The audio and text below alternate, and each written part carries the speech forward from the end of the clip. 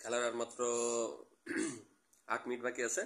এর মধ্যে টস হয়ে গেছে, টসে শ্রীলঙ্কা জিতে গেছে। শ্রীলঙ্কা জিতে যাওয়ার পরে শ্রীলঙ্কা অপশন নিছে ব্যাট করার জন্য।